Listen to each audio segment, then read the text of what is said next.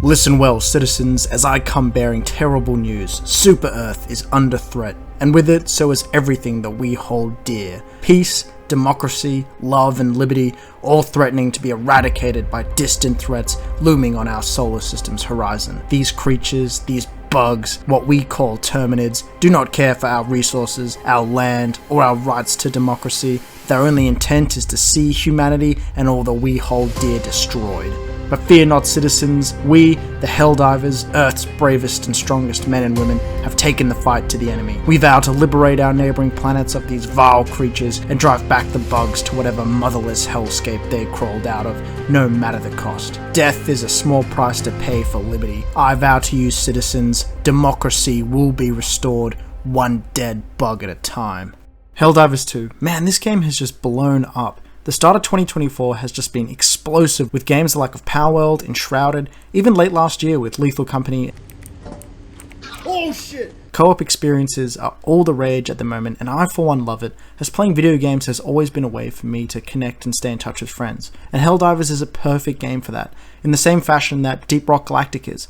Quick missions with the option to stretch them out and get every objective, gameplay that appears shallow but is hard to master, action that is chaotic and crazy but interrupted with these times of peaceful and quiet. Those are the storm moments where you steal a second of respite. And in a similar fashion to a franchise like Risk of Rain, with a transition from 2D in the original game to 3D in the sequel, Helldivers 2 maintains the same skeleton and nervous system as Helldivers 1, but completely rebuilds it into this third-person shooter that is just perfect for this style of game. I'll link my Risk of Rain video at the end of this one if you're interested in check it out, but at its core, Helldivers 2 is just fun. It feels fun to play. The core gameplay loop is so good, with weighty combat and gun feel, intense and stressful moments, but at the same time maintaining this silly, satirical tone. The whole thing is just brimming with memorable moments, whilst at the same time never letting up on its capitalistic propaganda charm. Its tone is hilarious, and there's so much game within this game, which was surprising given how little marketing there was for it. Weapons, consumables, mission objectives, combat encounters, replayability, and just all the experiences I've had with this game so far has been so good, far outweighing the server capacity issues and a couple of bugs that have threatened to cast a shadow over this otherwise near-perfect experience. Helldivers 2 has just nailed that gameplay loop, and I think is the biggest proof in this day of modern gaming, alongside games like Lethal Company, that you don't need a massive game with these strung out play times to sell. You just need to make a game that is fun to play and is free from all that bullshit that comes with modern gaming. Helldivers is a breath of fresh air that is filled with so much personality and character and identity that it really sets itself apart from everything else in the genre. It leaves you wanting to come back, to try that harder difficulty, and above all else, Helldivers makes you want to say, how about we do just one more dive?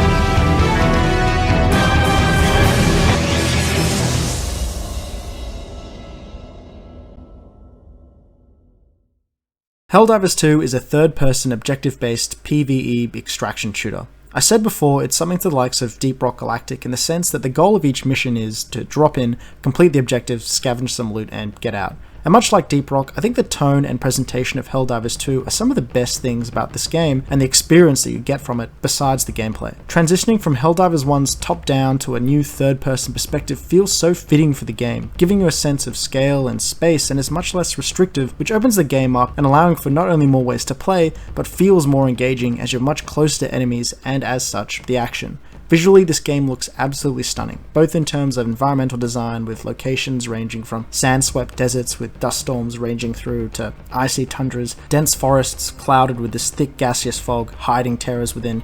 Each map has varying topography and density, meaning you'll be fighting through narrow spaces and choke points, forcing combat to become tight, intense, and claustrophobic. as well as in open plains, giving you more space to set up equipment and pick off enemies from the distance, and really getting a sense of scale of each map, and changing both the feeling of the game and how you navigate combat encounters. Each environment gives you a very different visual experience, with some alterations to gameplay mechanics as a result of some side objectives that may be active, or some environmental conditions that I'll touch on later. But the game just looks visually stunning, even beyond just the environmental design, with particle effects, explosions, sound design all being top notch. And being able to look out across the map and seeing the scale of the explosions and bombs that you drop is truly breathtaking, and really gets that dopamine flowing as you just see the damage your weapons cause and that destructive power that is at your disposal. Beyond just environmental design, Helldivers utilizes this Destiny 2-esque Star Citizen military aesthetic that looks so sweet, with the primary attraction of this being capes, as capes in sci-fi settings are just fucking sick. And this game's tone, this pro-military, pro-capitalist theme is just so overtly satirical, where the characters are just constantly preaching democracy and liberty. Ready to liberate! Even when they're in the hell of it, getting swarmed by bugs and getting limbs blown off. So long as it's in the name of freedom, then dying for your planet is not only honourable, but necessary. I mean, the style of game and the tone complement each other so well, being so satirical and silly, but taking itself so seriously, and never letting up on this military propaganda. It's hard not to get swallowed by it and play along. The starting cutscene is just hilarious, really giving off Starship Trooper themes, and the music, man, just have a listen to the music that plays when you get into a drop pod.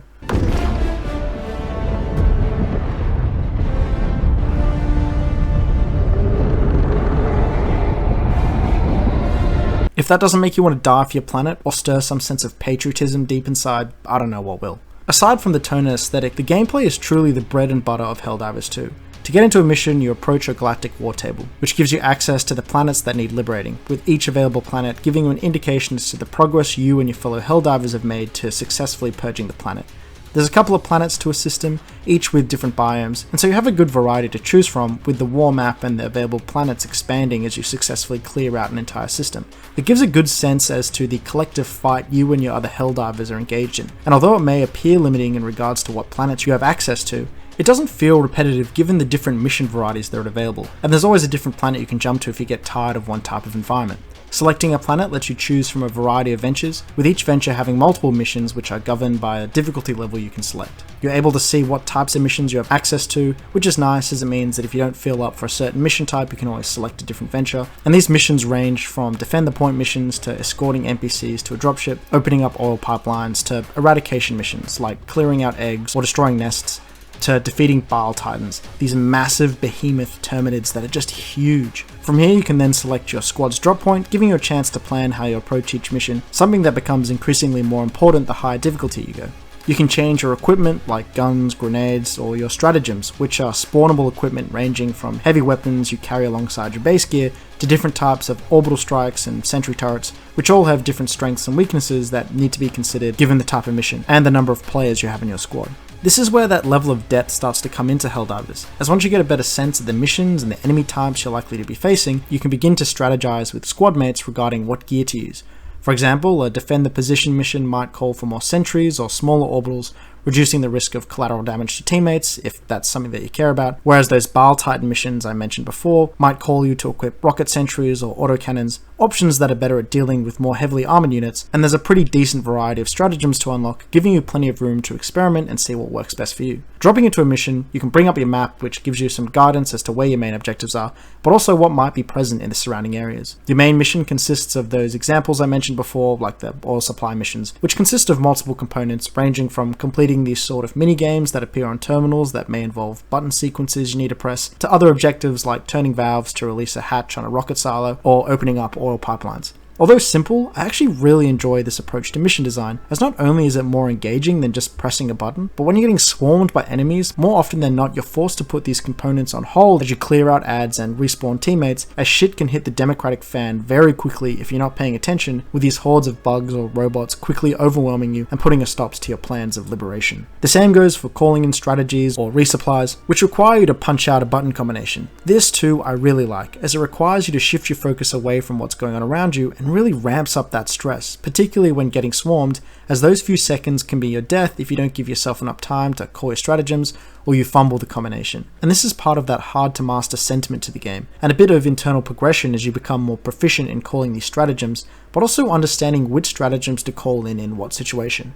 For example, calling a machine gun sentry can help with clearing out smaller mobs, but the bigger armored units can quickly destroy it, rendering that plan useless. Likewise, if I drop in an autocannon to clear out heavies, if not given enough space, armoreds can quickly just charge down and destroy it, making life ultimately harder. This is where working with your teammates becomes so important, especially in harder difficulties, but also when teammates are rocking equipment designed to be used by 2 people. These are hilarious, particularly the reloadable rocket launcher, which comes with a backpack full of spare ammo, which if worn by the owner lets them reload their rocket launcher, or if worn by a teammate lets you reload the rocket launcher like 10 times quicker, letting you loose off rounds in quick succession, but essentially taking a person out of the fight, particularly if you stand too close to the rear of the rocket. And this is where that teamwork becomes so important, as you can choose to just run and gun, dropping bombs and letting loose, but risking getting surrounded, which is inevitable, but some situations call for more careful planning, like setting up defenses or utilizing choke points to more effectively deal with some of the heavier units. Besides the main objectives, each mission also has smaller objectives, one such being clearing out the nests or hives that vary in level of difficulty, to objectives that grant different bonuses on completion, like radio towers that reveal the location of these hives, as well as loot that is in the map, things like resupplies to bonus medals or super credits that I'll talk about later. Completing these gives you more XP and money, and honestly make the game much more enjoyable as it stretches out each mission a bit more and makes planning your approach at the start more meaningful. I mean, you can choose to just complete the main objectives, sure, but performing these side missions should always be a priority, as it is where you'll likely find samples that you can use to upgrade your ship. Now, gunplay is by far the best thing about this game. Using these guns feel great, with each gun having its own sense of weight and impact. You can really feel how much damage these guns cause, seeing enemies visibly react to each hit, staggering or blowing off limbs or bits of armor. There's this sweet satisfaction of just blasting your heavy machine gun into a group of lightly armored enemies, mowing down waves of these filthy terminids, to letting loose with a shotgun or staggering heavies with these rocket launchers. Even the sentry guns have their own weight behind them, with autocannons hammering enemies, to rockets blowing open armor, to even the orbital lasers having their own spectacle as the hammer of God comes down. I mean, you definitely feel it when a mortar lands too close to you, either sending your body ragdolling across the map, or better yet, blowing you to pieces. There's this tangible feel to the gunplay in this game, a feel that a lot of other big titles lack, titles where guns feel like hollow, weightless things, with the only thing that gives you a sense of the damage you're doing being a gun's time to kill. I mean, think of games like God of War, where you can feel the weight of your Leviathan axe as it staggers enemies. This game is on par with that feeling, and creates such a visceral, tangible experience. And of course, the stratagems, the orbitals, also have their own sense of impact, leveling bases and killing teammates. Friendly fire is not only present in this game, but is unavoidable as well as necessary. Death in the name of democracy is an honorable thing, particularly when teammates don't hear me say, look out for the 500 kilo bomb. Because I didn't say anything.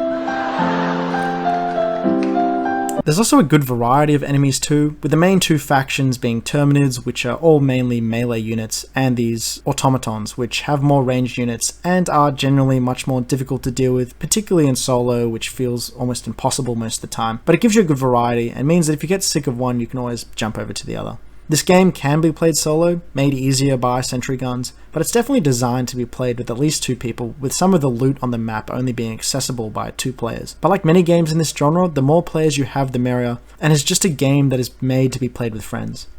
Oh, merry man!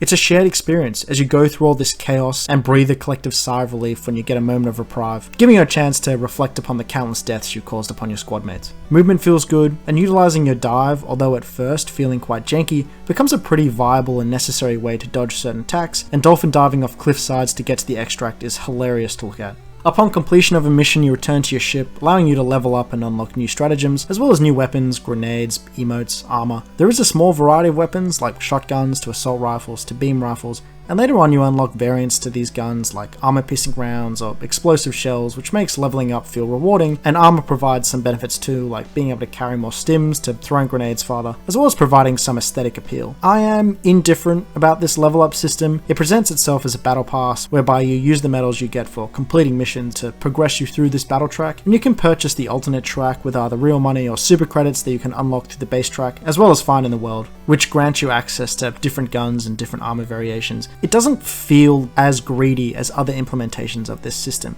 Like, I really don't mind it. And given that it is a PvE game and it's not really pay to win, I don't know. To me, it feels passable. It doesn't make me frustrated using it, and it doesn't scream greed like other games do. So ultimately, this system's fine. And you don't so much rely on the weapons you get from this track as much as you do the heavy weapons you can get as stratagems, which is where build diversity is primarily gained from anyway. But other than that, the only real issue with this game is its server capacity. There were some crashes and issues earlier on in the game which caused a lot of people some grief, but I read that they've patched out some of these, and I hope that they fixed it for a lot of people. But yeah, server capacity, man. Sometimes during the day I've waited up to 2 hours to try and get in before giving up, but nowadays I'm not really having issues with that, and as frustrating as it is, I think the fact that the game is so good to play and is pretty polished all things considered, from the general impression I've gotten from reading reviews, a lot of people think that some server issues is an alright payoff for a complete game. I mean, compare that to something like Payday. That had server issues, and it didn't have a game. And the Helldivers devs have said that they're working on fixing this, and I think it's pretty wild they suggested people stop buying the game until they've sorted out this issue, and have actively requested job applications to get more staff on to help.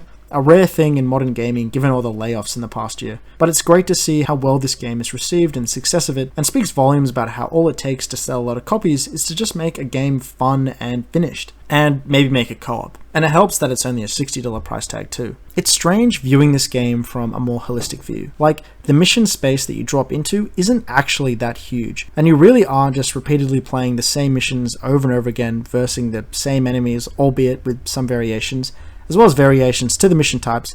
But the game and the gameplay is just so addictive and good to play that it doesn't feel repetitive. I think this somewhat has to do with the environmental design and how some of those mission effects change how you play these maps, like clouding the maps in fog, or those side objectives that can restrict your use of stratagems. Like, the moment-to-moment combat is so different and dependent on all these little changes and factors that dropping into a mission you may have done before, or a map that you may have played on before, you never really know what's going to happen or what to expect. It's the best form of chaos, keeping you on your toes and forcing you to constantly adapt. And that pacing, man, I've said it before, this game nails that shift in pace, with those quiet moments really letting you appreciate what you've been through and plan out your approach to the next objective or combat encounter, giving you chances to resupply before throwing you back into the thick of it. And even in these quiet moments, working together with teammates, you can clear out entire sections or objectives without even shooting an enemy, just from bombing the shit out of it.